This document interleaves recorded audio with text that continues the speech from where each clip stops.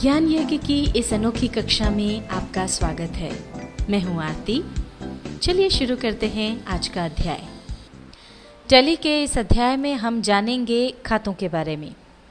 इसके अंतर्गत हम आपको बताएंगे खाते से आशय क्या है, यानी मीनिंग ऑफ अकाउंट, खातों का वर्गीकरण यानी क्लासिफिकेशन ऑफ अकाउंट, और खातों को लिखने के नियम यानी रूल्स ऑफ अकाउंटिंग।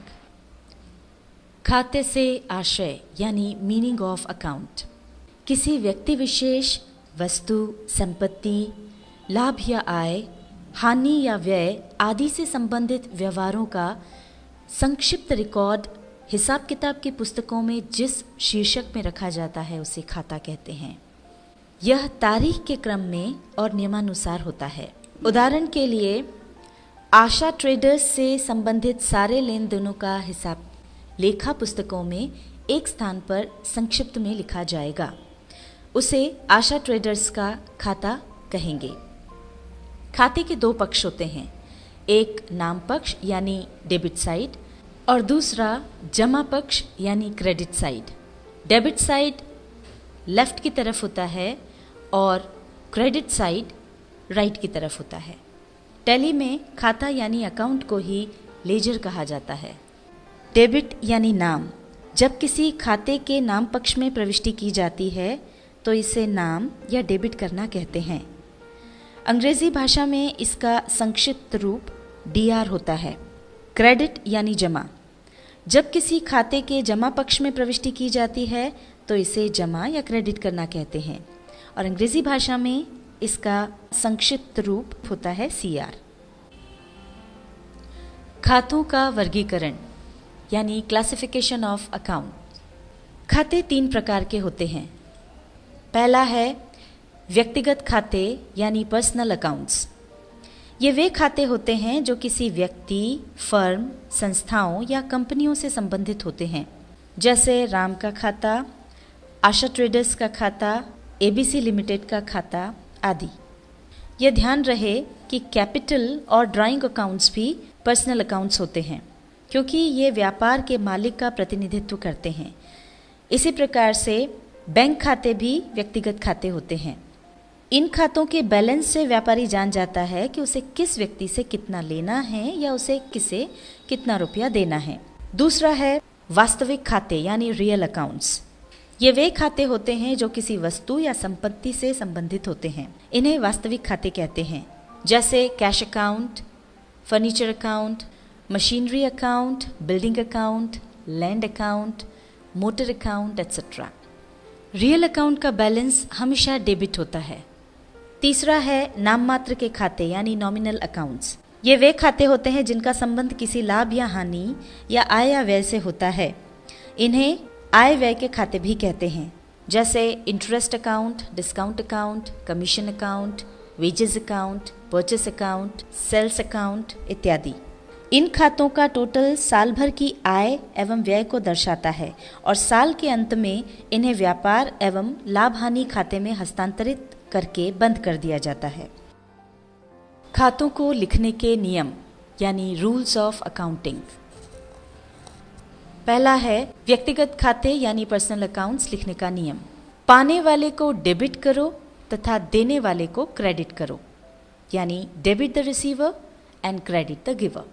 ध्यान रखें, जब भी हम कोई लेन देन करते हैं तो दो खाते प्रभावित होते हैं। आइए इसे अब उदाहरण द्वारा समझते हैं। मान लीजिए हमने राम को 1000 रुपए चुकाए। अब यहाँ पर दो खाते प्रभावित हुए, एक तो राम का अकाउंट और दूसरा कैश अकाउंट जो कि रियल अकाउंट के अंतर्गत आता है। चूंकि राम का अकाउंट पर्सनल अकाउंट है और राम कैश प्राप्त करता है, इसलिए नियमानुसार उसका खाता डेबिट होगा।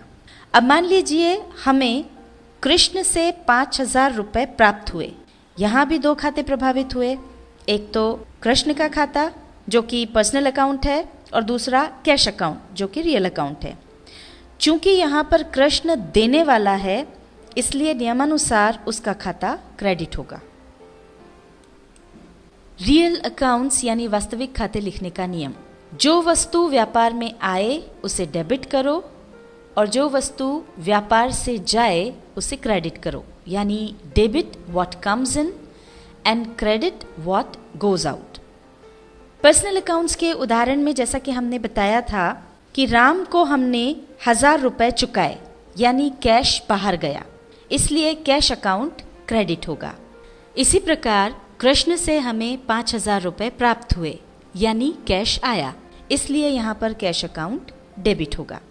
पर जब सौदे के दोनों पक्ष रियल अकाउंट्स वाले होते हैं तो आने वाली वस्तु या संपत्ति का खाता डेबिट होगा और जाने वाली संपत्ति या वस्तु का खाता क्रेडिट होगा।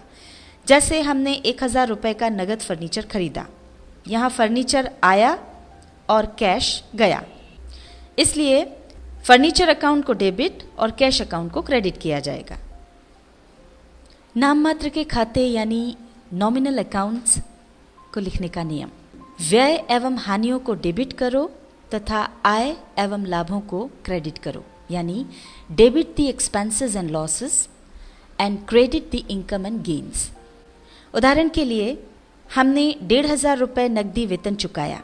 यहाँ पर 2 खाते प्रभावित हुए, एक तो सैलरी अकाउंट जो नॉमिनल अकाउंट है और दूसरा कैश अकाउंट जो रियल अकाउंट है। इसलिए एंट्री करते समय दोनों खातों के नियमों का ध्यान रखा जाएगा। सैलरी चूंकि एक प्रकार का खर्चा है और यह नॉमिनल अकाउंट के अंतर्गत आता है, तो जैसा कि नॉमिनल अकाउंट का नियम है खर्चे और हानियों को डेबिट करो, तो सैलरी अकाउंट डेबिट होगा।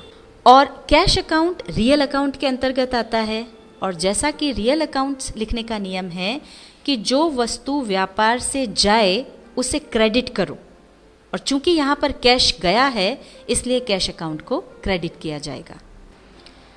टैली के इस अध्याय में हमने जाना खातों के बारे में।